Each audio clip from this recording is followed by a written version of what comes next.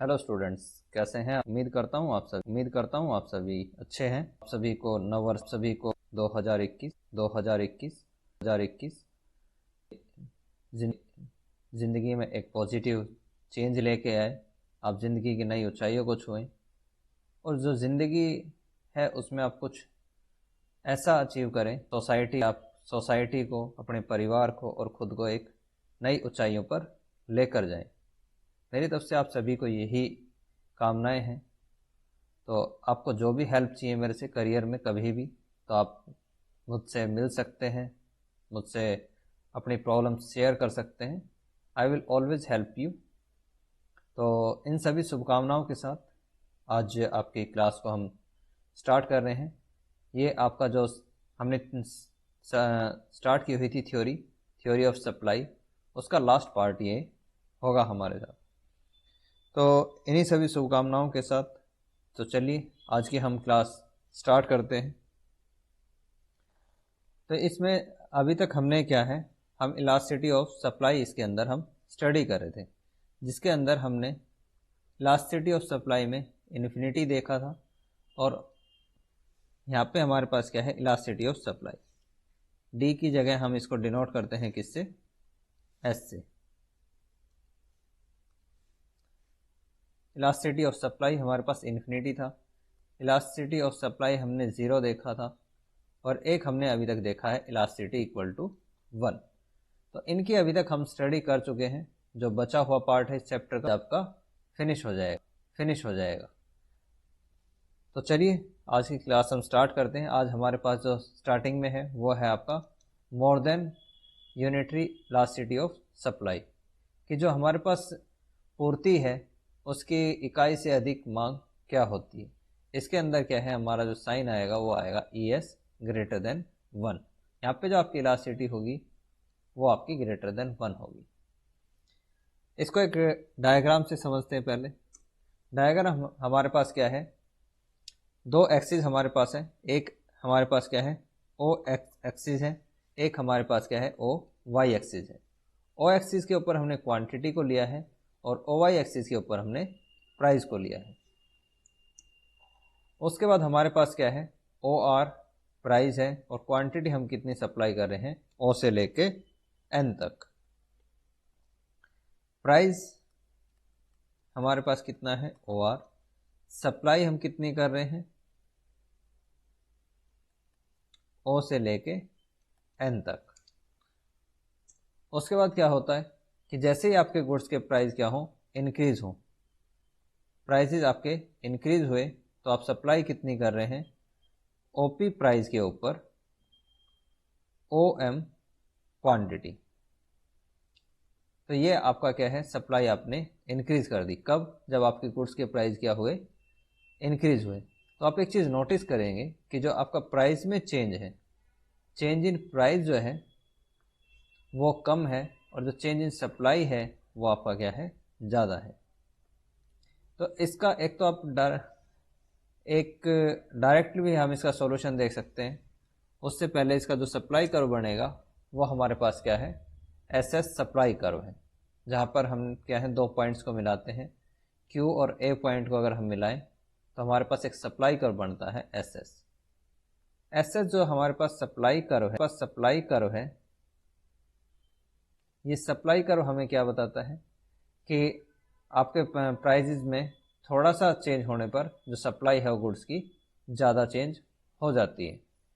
इसको हम कैसे न्यूमेरिकली निकाल सकते हैं? इसके दो मेथड हैं कि एक तो आप क्या करें, इस डेल्टा P को कितना मान लें, 25%, कि प्राइस में 25% चेंज हुआ है और जो आपकी सप्लाई है उसके अंदर चेंज हुआ कितने का, 50% का।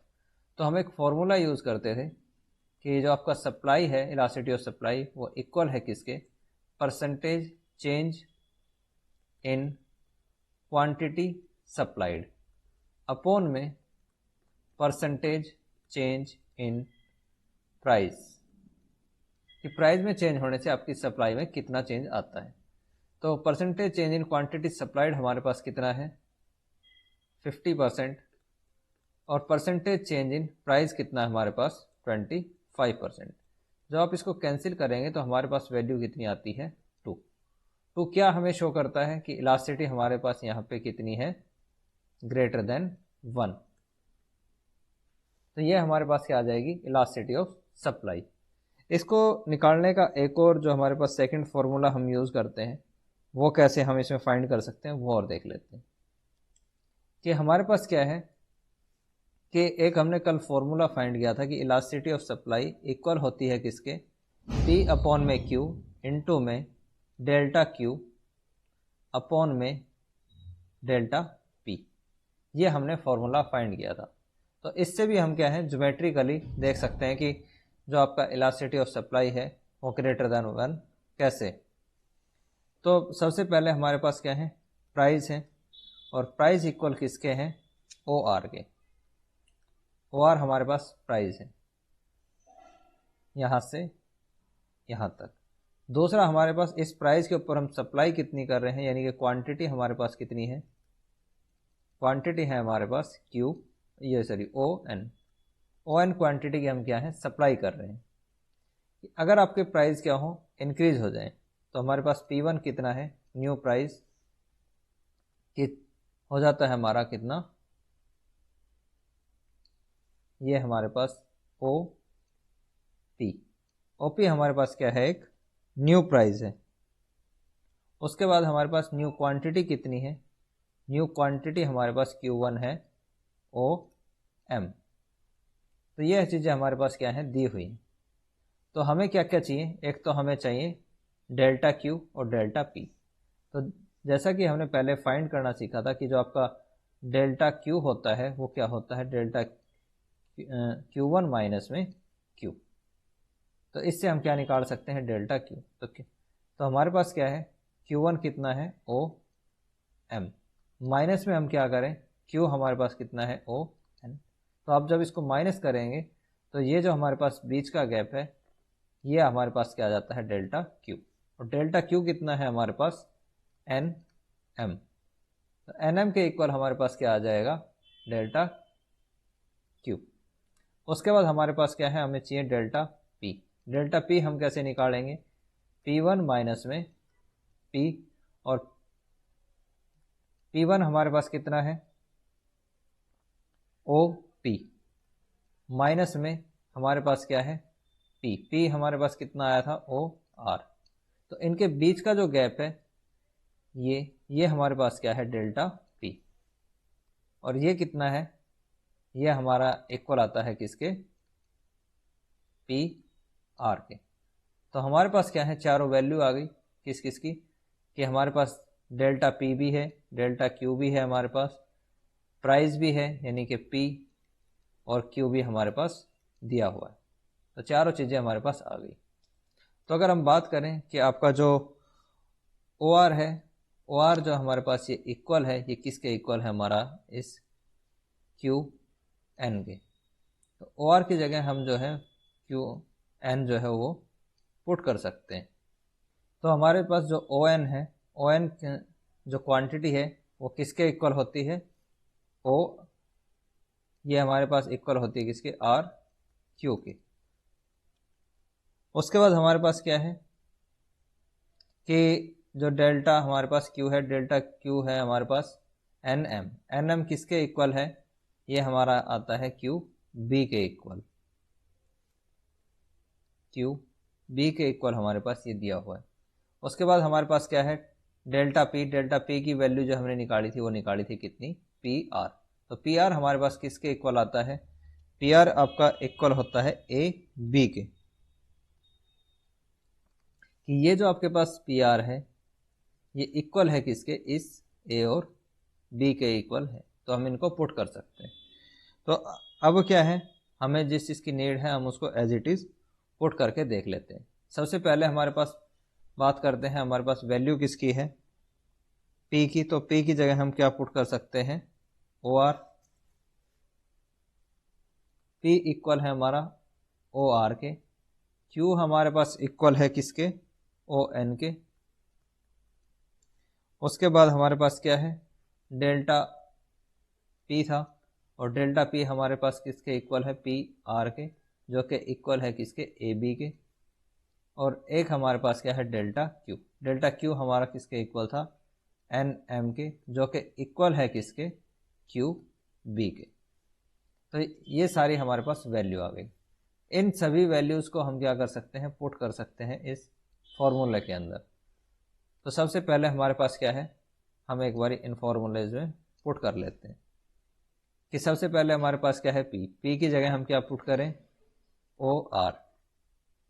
पी की जगह हमने वैल्यू पुट करी ओ आर, क्यू की जगह हम वैल्यू पुट करते हैं ओ एन, मल्टीप्लाई हमारे पास क्या है डेल्टा क्यू। डेल्टा क्यू की वैल्यू कितनी है, एन एम, अपॉन में उसके बाद हमारे पास क्या है डेल्टा पी। पी की वैल्यू हमारे पास क्या थी, पी आर। तो ये हमारे पास क्या है वैल्यू अभी तक आ गई। अब इन वैल्यूज़ को क्या है हम चेंज कर सकते हैं कि हम इस ओ आर की जगह हम क्या पुट कर सकते हैं, ओ आर हमारा इक्वल था किसके, इस क्यू एन के। ये जो हमारे पास ओ आर है, ये ओ आर किसके इक्वल है, जो हमारे पास ये क्यू एन है। इस आर की जगह तो ओ आर की जगह हम क्या पुट, आर की जगह हम क्या पुट कर सकते हैं, क्यू एन। तो क्यू एन अपॉन में ओ एन है, मल्टीप्लाई एन एम की जगह हम क्या पुट कर सकते हैं, क्यू बी, अपॉन में हमारे पास क्या है पी आर की जगह हम पुट कर सकते हैं ए बी। ये हमारे पास क्या है एक न्यू इक्वेशन आ गई। अब हमें क्या है कुछ इसमें चेंजेस करने पड़ेंगे, तो उसके लिए हम क्या है दो ट्राइंगल्स का हम यूज़ करेंगे। तो वो ट्राइंगल हमारे पास कौन सी है वो देख लेते हैं एक बार। एक तो हमारे पास ट्राइंगल है क्यू ए बी, यहाँ से ये वाली ट्राइंगल, ये हमारे पास क्या है क्यू ए बी, हमने एक ट्राइंगल ली।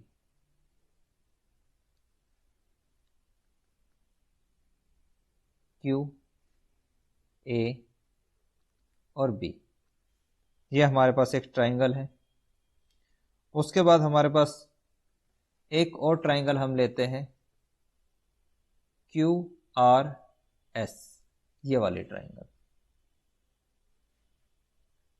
तो सेकंड ट्राइंगल हमारे पास क्या आ जाएगी, क्यू आर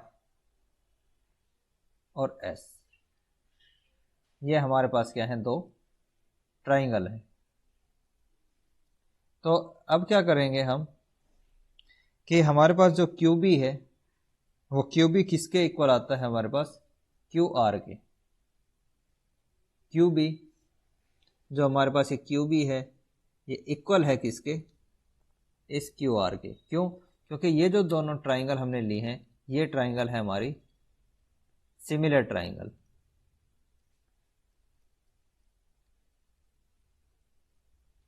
ये हमारे पास क्या है सिमिलर ट्राइंगल्स हैं। और सिमिलर ट्राइंगल्स वो होती हैं जिनके आपके जो एंगल्स हैं वो क्या हो, इक्वल हो। कि ये जो एंगल है वो एंगल होता है इसके, जो आपका ए एंगल है वो इक्वल होता है किसके, एस के।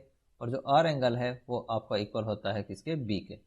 प्लस जो इनकी जो साइड हैं उनके रेशियो क्या होते हैं, एक दूसरे के इक्वल होते हैं। तो आप इनकी जो साइड्स हैं इनको आप एक के साथ दूसरे को चेंज कर सकते हैं। जैसे हमने क्यूबी की जगह हम क्या पुट कर सकते हैं, क्यूबी की जगह हम पुट कर सकते हैं क्यू आर। उसके बाद जो हमारे पास दिया हुआ है ए बी, ए बी की जगह जो ये ए बी है इसकी जगह हम क्या पुट कर सकते हैं, इसकी जगह हम पुट कर सकते हैं आर एस। तो ए बी की जगह हम पुट कर सकते हैं आर एस। तो इसके बाद हमें हमारे पास क्या है, जो ये दो वैल्यू आई है हमारे पास, कि इस वाले पोर्शन को हम क्या करेंगे चेंज करेंगे। कैसे कि क्यू बी हमारे पास जो है, क्यू बी जो हमें दिया हुआ है अपॉन में ए बी, इसको हम चेंज करते हैं किसके अंदर, क्यू आर अपॉन में आर एस के। तो हमारे पास जो इक्वेशन चेंज होगी ये वाली, ये किसके अंदर हो जाएगी, क्यू एन अपॉन में O N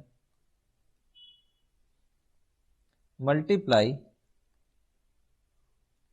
O R upon में आर एस। इसके अंदर हमने क्या करा, इस इक्वेशन को चेंज कर दिया। तो हमारे पास जो ओ आर है वो इक्वल होता है किसके, क्यू एन के। ओ आर इक्वल है किसके, क्यू एन के। और ओ एन हमारे पास किसके इक्वल है, ओ आर के। ओ आर हमारे पास किसके इक्वल आया था, क्यू एन के। और जो हमारे पास ओ एन है, ये वाला जो ओ एन, ये इक्वल है किसके, इस आर क्यू के। आर क्यू के इक्वल है हमारे पास। तो इसलिए हम वैल्यू को क्या कर सकते हैं, चेंज कर सकते हैं। किसमें, कि आप क्या कर सकते हैं कि ओ आर को हम पुट कर सकते हैं किसकी जगह, इस क्यू एन की, जो हमारे पास क्यू एन है इसकी जगह। और जो हमारे पास ओ एन है इसको हम पुट कर सकते हैं किसी जगह, आर क्यू की जगह। तो जब आप इन वैल्यूज़ को चेंज करेंगे किसके अंदर, इस वाली इक्वेशन के अंदर, तो हमारे पास ओ आर जो है इसको पुट कर दें किसकी जगह, इस ओ एन की जगह। तो हमारे पास क्या इक्वेशन बनती है, तो ये इक्वेशन जो है वो सोल्व होकर आपकी क्या आती है, ओ एन की जगह हमारे पास आती है ओ आर अपॉन में ओ एन की जगह हम क्या पुट कर सकते हैं, ये हमारे पास जो दिया हुआ है, ये ओ एन की जगह हम पुट कर दें आर क्यू। तो ये इक्वल होता है हमारा जो मल्टीप्लाई है, ये किसके इक्वल होती है, क्यू आर अपॉन में आर एस। तो आर क्यू से हमारा ओ आर कैंसिल हो जाएगा क्योंकि दोनों सेम है। और हमारे पास जो इक्वेशन बचती है वो क्या है आपकी, ओ आर अपॉन में आर एस। तो ये हमारे पास इक्वेशन बचती है जो कि आपको शो करती है कि ये वाला जो पार्ट है हमारा, ये पार्ट कितना है हमारे पास, 25%। और हमारे पास जो ओ आर है वो टोटल हमारे पास कितना है, 50% है। तो जब आप इनकी वैल्यू पुट करेंगे इसके अंदर फाइनली, कि आपका ओ आर हमने कितना माना है, कि ओ आर आपके पास 50% है और हमारे पास ओ एस कितना है, ओ एस हमारे पास 25%। तो आप इनकी वैल्यू को क्या कर सकते हैं, पुट, कि 50% अपॉन में 25%। जब आप इनको कैंसिल करेंगे तो हमारे पास जो वैल्यू आती है वो वैल्यू आती है कितनी, 2 के इक्वल। दूसरा, अगर आप इसको यहाँ पे डायग्राम में चेक भी करें तो आपको एक चीज़ जो है आप नोटिस करेंगे कि जो ओ आर है,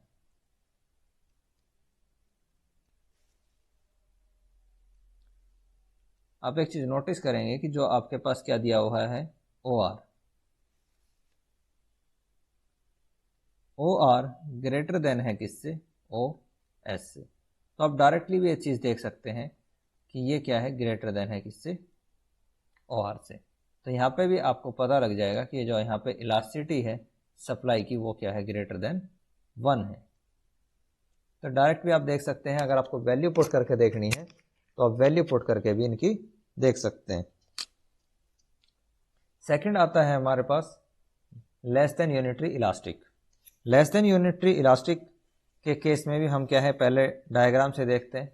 बेसिकली अगर मैं सिंपली बताऊं तो ये इन्वर्स है किसका, जो आपके पास अभी हमने मोर देन इलास्टिक देखा था उस केस में। इसको हम डायग्राम से देखते हैं पहले, कि हमारे पास दो एक्सिस दिए हुए हैं। एक ओ एक्स एक्सिस है, ओ एक्स एक्सिस के ऊपर हम क्या लेते हैं, यहाँ पे हमने क्वांटिटी ली, और ओ वाई एक्सिस के ऊपर हमने प्राइजेस को लिया। उसके बाद क्या होता है कि आपको कुछ प्राइजेस दिए हुए हैं, हमारे पास प्राइस कितने हैं ओपी, और इस ओपी प्राइस के ऊपर हम जो क्वांटिटी सप्लाई कर रहे हैं वो कितनी है हमारे पास ओएल। प्राइस हमारे पास कितने दिए हुए हैं ओपी, इस ओपी प्राइस के ऊपर जो हमारे पास सप्लाई है गुड्स की वो कितनी है क्यू, ये ओएल के इक्वल है। तो जैसे ही आपके क्या होते हैं प्राइस इंक्रीज होते हैं, और प्राइस इंक्रीज होके कितने हो जाते हैं ओ एन, प्राइस आपके इंक्रीज होके, तो अब जब हमारे प्राइस क्या होते हैं प्राइस आपके इंक्रीज होते हैं कितने P1 हमारे पास इंक्रीज होके प्राइस आते हैं ओ एन के इक्वल। तो जब प्राइस आपके इंक्रीज हुए तो सप्लाई भी आपकी क्या हो गई इंक्रीज हो गई, और आपकी सप्लाई कितनी आ गई, सप्लाई आपकी Q1 जो है वो ओ एम के इक्वल आ गई। तो आप एक चीज़ यहाँ पे नोटिस करेंगे कि जो आपका डेल्टा P है उसमें ज़्यादा चेंज हुआ है, और जो आपका डेल्टा Q है यानी कि जो सप्लाई में चेंज है वो आपका क्या है कम है। तो जब आप इन दो पॉइंट्स को मिलाएंगे कि आपके पास एक पॉइंट का नाम दे देते हैं हम यहाँ पे A और इसको हम दे देते हैं B, जब आप A और B पॉइंट्स को मिलाते हैं तो हमारे पास क्या है एक सप्लाई कर्व हमारा बनता है जो कि आपका क्या है SS है। SS सप्लाई कर्व हमें क्या बताता है कि यहाँ पे जो हमारी इलास्टिसिटी है वो क्या है लेस देन 1 है, कि अगर आपका हम मान के चलें कि जो आपका डेल्टा P है अगर वो आपका 50% है तो जो आपका डेल्टा Q है 5% तो आप डायरेक्ट वैल्यू रख के भी इसको सोल्व कर सकते हैं कि 25% क्या है 50%, क्या है 50%। तो जब आप इनको कैंसिल करेंगे तो हमारे पास जो वैल्यू आएगी वो कितनी है 1/2, और 1/2 हमारे पास इक्वल होता है किसके 0.5 के, जो कि हमारा क्या है लेस देन 1 है। 0.5 लेस देन है किससे 1 से, और ये हमारे पास क्या आई है इलास्टिसिटी। तो इसको हम कैसे लिख सकते हैं लेस देन 1। तो इसको हम इस तरीके से भी लिख सकते हैं, अगर आप चाहें तो इसी को हम क्या है ज्योमेट्रिकली भी प्रूव कर सकते हैं। एग्जाम में इसकी नीड नहीं है कि आप सभी को ज्योमेट्रिकली प्रूव करें, एक आपका जो यूनिटरी इलास्टिक है उसको आप ज्योमेट्रिकली प्रूव करके बता दें और बाकी को आप क्या करें नॉर्मली प्रूव कर दें, तो भी कोई भी प्रॉब्लम आपकी नहीं आएगी। तो नेक्स्ट में जो हमारे पास नेक्स्ट डायग्राम है, इस डायग्राम में हमें दिखाया गया है पांचों जो कर्व हैं आपको उसको एक साथ, कि हमारे पास जो इलास्टिसिटी ऑफ सप्लाई है उसकी पांचों डिग्री का हमारे पास क्या है एक साथ दिखाया गया है कि ES जो हमारा है इन्फिनिटी, उसके बाद हमारे पास क्या है ES इक्वल टू 0, ES यानी कि elasticity of supply equal to 1, और elasticity of supply greater than 1, और elasticity of supply less than 1। इन पांचों कंडीशन को क्या है इस डायग्राम के अंदर दिखाया गया है। कि अगर हम बात करें जैसे कि अगर मैं इसकी पोजीशन की बात करूं तो हम इसको एक सिंपली डायग्राम मैं आपके लिए ड्रॉ कर देता हूं ताकि आपको समझना ईजी हो। तो वो हम कैसे देख सकते हैं कि मान लीजिए ये आपके पास क्या है डायग्राम है, ये इसका OX है और ये हमारे पास क्या है OY एक्सिस। यहाँ पे हम क्या लेते हैं क्वांटिटी और यहाँ पर हम क्या लेते हैं प्राइस। तो अगर मैं इस डायग्राम को क्या है इस तरीके से ड्रॉ करता हूँ तो इस डायग्राम के क्या है हर एक पॉइंट के ऊपर हम इसकी इलास्टिसिटी क्या है अलग अलग बता सकते हैं कि आपका जो ये पोर्शन है इतना पोर्शन आपको क्या बताता है यहाँ पे कि इलास्टिसिटी जो है वो क्या है आपकी परफेक्टली इलास्टिक, यानी कि इस तरीके से। तो ये जो पोर्शन है वो आपका बताता है इन्फिनिटी। उसके बाद जो हमारे पास इलास्टिसिटी आएगी जिस पे हम बात करते हैं यहाँ पर, तो ये डायग्राम कुछ आपका इस तरीके से यहाँ पे बन, इसके अंदर जो आपकी इलास्टिसिटी आती है वो क्या है इलास्टिसिटी जो आपकी ग्रेटर देन 1 है। सेकंड कंडीशन हमारी क्या है कि इलास्टिसिटी आपकी क्या होती है यूनिटरी, तो उस यूनिटरी के केस में क्या है जो आपका ओरिजिन से जाती है, तो यहाँ पर आपकी जो इलास्टिसिटी होगी वो क्या है इक्वल टू 1। अगर हम इस डायग्राम को यहाँ से ड्रॉ करें तो इसके जो इस पॉइंट के ऊपर टच करेगी तो यहाँ पे जो आपकी इलास्टिसिटी होगी वो क्या है इलास्टिसिटी लेस देन 1। और जब ये कांस्टेंट हो जाता है हमारे पास, तो आपके पास जो ये वाली पोजीशन बनती है, इस पोजीशन में जो सप्लाई करवाता है, तो यहाँ पे जो इलास्टिसिटी होगी वो आपकी क्या है, 0। तो इस तरीके से इसके हर एक पॉइंट के ऊपर आपकी इलास्टिसिटी क्या होती है, अलग अलग हम एक ही डायग्राम में दिखा सकते हैं। क्योंकि इसको पीपीटी में बनाना ज़्यादा डिफ़िकल्ट था, ज़्यादा टाइम इसमें कंज्यूम होता है, तो इसीलिए मैंने इसको क्या करा है, बुक से स्क्रीनशॉट लेके आपका डाल दिया। तो इसके अलग अलग पॉइंट के ऊपर अलग अलग इलास्टिसिटी हम फाइंड कर सकते हैं। तो उसके बाद हम ये देख लेते हैं कि आपके कौन कौन से ऐसे फैक्टर हैं जो कि इलास्टिसिटी ऑफ सप्लाई को इम्पैक्ट करते हैं। सबसे पहली बात तो आती है हमारी कि जो नेचुरल इनपुट है या फैक्टर मोबिलिटी है, कि जिन गुड्स के जो फैक्टर्स हैं वो फिक्स होते हैं, किसी और गुड्स के अंदर हम उनको यूज़ नहीं कर सकते। तो ऐसे इलास्टिक्स हैं, उनकी इलास्टिसिटी क्या होती है आपके पास, इन इलास्टिक होती है, कि उन नहीं होगी, चेंज नहीं होगी। जैसे अगर मैं बात करूं कि आपका जो एग्रीकल्चर सेक्टर है, उस एग्रीकल्चर सेक्टर के अंदर जो मशीन क्या है, सिर्फ और सिर्फ स्पेसिफाई होती है किसके, एग्रीकल्चर कोई के लिए, कि अगर कोई मशीन है जो वीट के प्रोडक्शन के लिए ही, तो जिस मशीन का हम यहाँ पे यूज़ कर रहे हैं सिर्फ और सिर्फ वीट का ही प्रोडक्ट। तो ऐसी कंडीशन के अंदर जो वीट का जो प्रोडक्शन है वो क्या होता है, इनइलास्टिक होगा, क्योंकि उससे हम और किसी गुड का प्रोडक्शन नहीं कर सकते। सेकंड कंडीशन ये है कि अगर मान लीजिए आपके जो फैक्टर ऑफ प्रोडक्शन है, जैसे लेबर है, तो लेबर अगर जाके क्या होती है, मोबिलिटी उसकी अगर पॉसिबल है, तो उस कंडीशन में जो गुड्स की इलास्टिसिटी होगी वो क्या होती है, मोर देन 1 होती है, यानी कि उसको हम क्या बोलेंगे, मोर इलास्टिक। ये कंडीशन है। उसके बाद हमारे पास आता है नेचुरल कंटेंट्स। इसके अंदर क्या है, इसको हम हिंदी में बोलते हैं प्राकृतिक बाधाएं।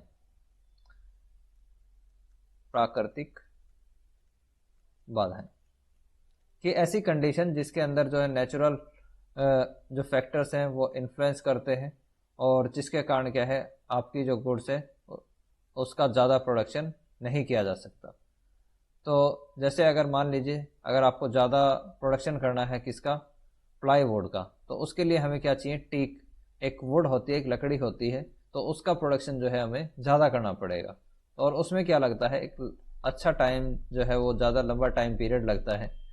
तो जिन गुड्स के अंदर कुछ नेचुरल प्रॉब्लम्स आती हैं, उनकी सप्लाई को आप क्या है, चेंज नहीं कर सकते। तो ऐसी कंडीशन में जो आपकी सप्लाई होती है वो या तो लेस इलास्टिक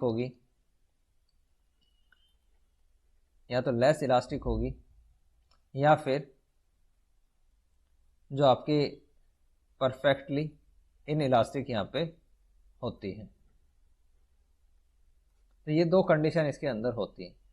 सपोज दैट जैसे आपके अगर रेन आ जाए, मान लीजिए बारिश आ गई, तो बारिश के आने से क्या है, जो वीट का प्रोडक्शन है वो क्या होता है, इम्पैक्ट होता है।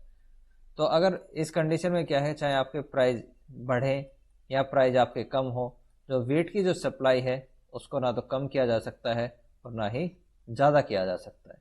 दोनों ही कंडीशन क्या है, यहाँ पे हमारी फेल हो जाती है। तो जिन गुड्स के अंदर नेचुरल प्रॉब्लम्स आती हैं, जो आपकी क्लाइमेटी है उसके अंदर जो चेंज आता है, तो ऐसे जो फैक्टर हैं, तो उस कंडीशन में जो सप्लाई होगी वो आपकी लेस होगी। दूसरा आता है रिस्क, कि जो एंटरप्रेन्योर जो है ज़्यादा रिस्क लेना पसंद करते हैं, जो अपने बिजनेस में ज़्यादा रिस्क लेते हैं, तो ऐसे एंटरप्रेन्योर की जो गुड्स जो हैं वो क्या होती हैं, मोर इलास्टिक होती हैं। और जो एंटरप्रेन्योर कम रिस्क लेना पसंद करते हैं, उस कंडीशन के अंदर जो इलास्टिसिटी होती है वो इन इलास्टिक आपकी होती है। तो ये एक हमारे पास है। उसके बाद आता है नेचर ऑफ कम्युनिटी, कि ऐसी गुड्स जो कि क्या है, काउंट की जाती है नेचुरली। जैसे हमारे पास पेरिसेबल गुड्स होती हैं। पेरिसेबल गुड्स क्या है, जैसे वो गुड्स जो कि जल्दी ख़राब हो जाती है, लाइक हमारे पास मिल्क, जैसे दूध है, तो दूध को हम क्या कर सकते हैं, कुछ टाइम पीरियड तक ही हम उसको रख सकते हैं। तो ऐसे जो गुड्स होते हैं उनकी जो सप्लाई होती है, उनकी जो सप्लाई होगी उसकी इलास्टिसिटी क्या है, इन इलास्टिक होती है। कि इसका क्या है, प्राइस का इनके ऊपर इम्पैक्ट कम पड़ता है कि अगर प्राइस इंक्रीज या डिक्रीज भी हो जाएंगे तो भी दोनों ही कंडीशन में इसकी सप्लाई जो है वो बहुत कम इम्पैक्ट होती है। क्योंकि अगर मान लीजिए किसी जो मिल्क है हमारे पास, अगर उसके प्राइस कम हो गए तो ऑटोमेटिकली उसकी सप्लाई को हम एक तो चेंज नहीं कर सकते, हम उसकी सप्लाई को बढ़ा नहीं सकते। दूसरा, अगर प्राइस आपके कम हो जाते हैं तो हम ये भी नहीं कर सकते कि हम उसको स्टोर करके रख लें। क्यों? क्योंकि वो ख़राब हो जाएगी, वो एक क्या है, पेरिसेबल गुड्स है हमारे पास। तो जो गुड्स हमारे पास ऐसी होती हैं, पेरिसेबल गुड्स, जो जल्दी ख़राब होने वाली वस्तुएं होती हैं, उनकी ना तो आप सप्लाई को इंक्रीज़ कर सकते हैं, ना ही सप्लाई को आप डिक्रीज़ कर सकते हैं। इसके अंदर वेजिटेबल्स भी आती हैं, सब्जियां, कि सब्जियों के प्राइस ऊपर या नीचे होने से उनकी जो सप्लाई है उसको चेंज नहीं किया जाता। हाँ, जो ड्यूरेबल्स गुड्स टाइम पीरियड के लिए यूज़ की जाती हैं, जैसे हमारे पास क्या है, बाइक है हमारे पास, टेलीविज़न है, ये क्या है हमारे पास, ड्यूरेबल्स गुड्स हैं। ड्यूरेबल्स गुड्स वो होती हैं जिनको आप लंबे टाइम पीरियड तक यूज़ कर सकते हो और जिनको स्टोर किया जा सकता है। तो जिन गुड्स को आप स्टोर कर सकते हैं, तो अगर मान लीजिए बाइक या टीवी के जो प्राइस है वो मार्केट में बहुत ज़्यादा क्या हो जाए, डिक्रीज़ हो जाए प्राइस, तो अगर प्राइस आपके कम होते हैं तो उस कंडीशन में क्या है, जो सप्लाई है उसको कम किया जा सकता है और जो आपके पास टीवी है उसको स्टोर करके रखा जा सकता है एक लंबे टाइम पीरियड तक। तो ऐसी गुड्स की जो इलास्टिसिटी है वो इलास्टिक होती है, या इसको हम मोर इलास्टिक बोलते हैं, कि अगर आपके जो गुड्स के प्राइस हैं वो कम ज़्यादा होते हैं तो इसकी सप्लाई के ऊपर क्या है, ज़्यादा इम्पैक्ट पड़ता है। तो क्योंकि इनकी सप्लाई को क्या है, आप टाइम के साथ इंक्रीज या डिक्रीज कर सकते हैं।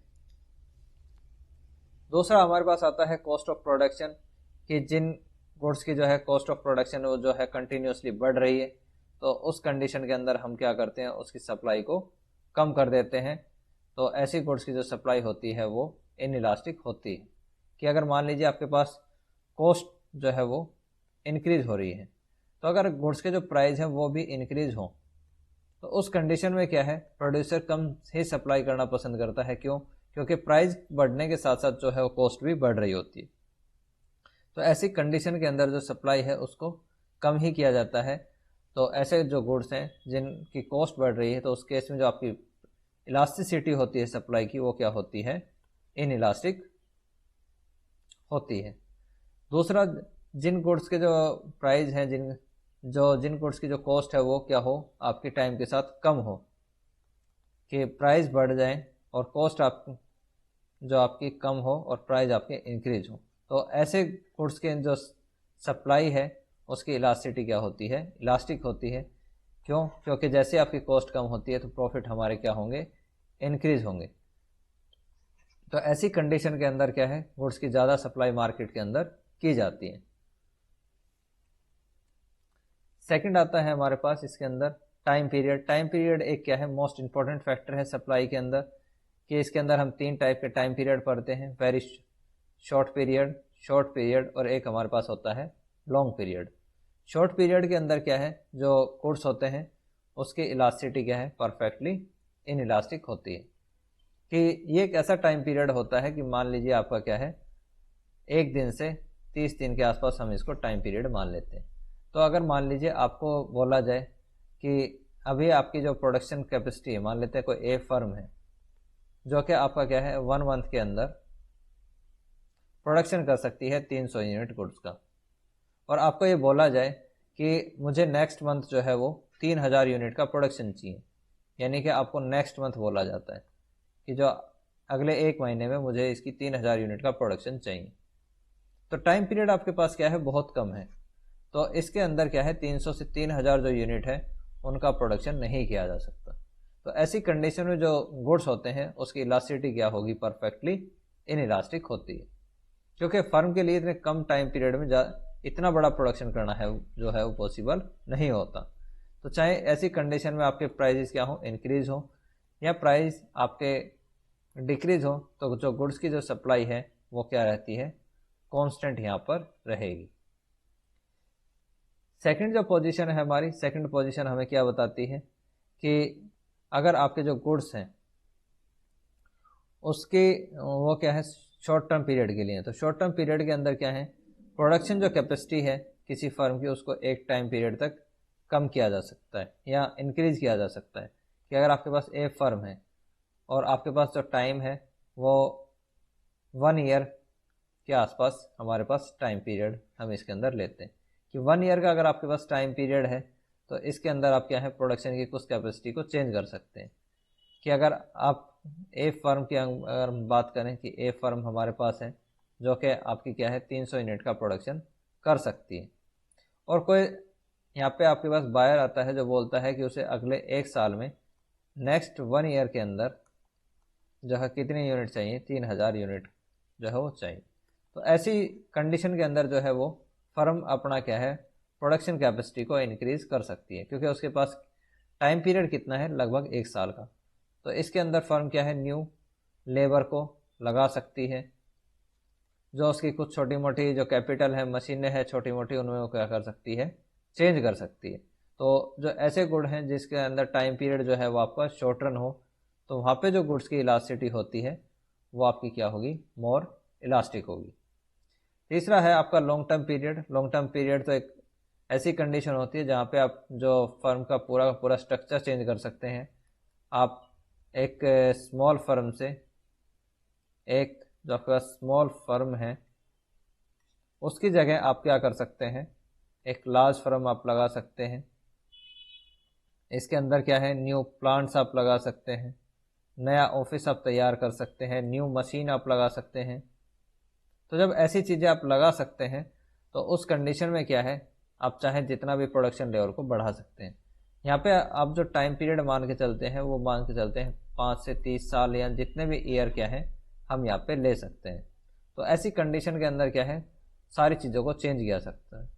और अगर किसी फर्म की जो प्रोडक्शन कैपेसिटी अगर आज की बात करें 1 जनवरी 2021 की, कि आज किसी फर्म की जो प्रोडक्शन कैपेसिटी है वो अगर 300 यूनिट की है, तो अगले 5 साल में यानी कि 2025 या 2030 किसी भी ईयर के अंदर जो इसकी प्रोडक्शन कैपेसिटी है उसको इंक्रीज़ किया जा सकता है।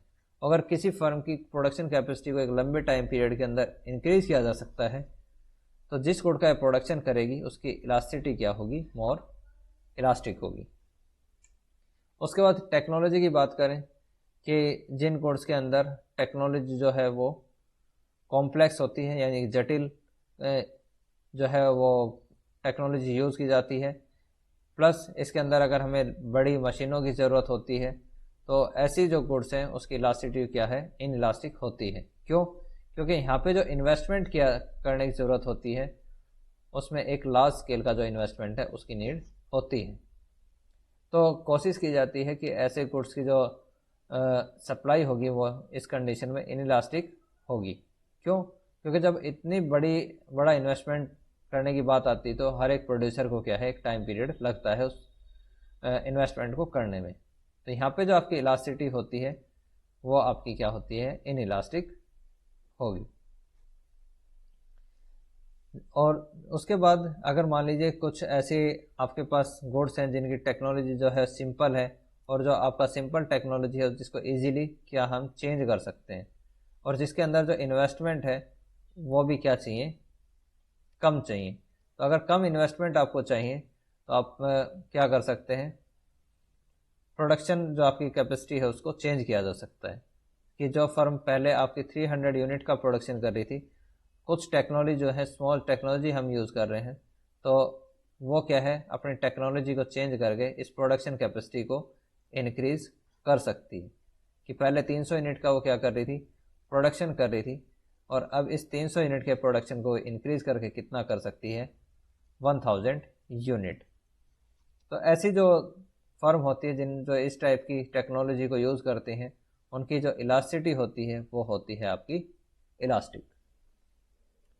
तो ये चैप्टर था हमारा आज का। तो अगर इस चैप्टर से रिलेटेड आपके कोई भी डाउट है तो आप क्वेश्चन पूछ सकते हैं। कल की क्लास में हम एक डाउट क्लास रखेंगे। तो तब तक के लिए all the best, have a nice day.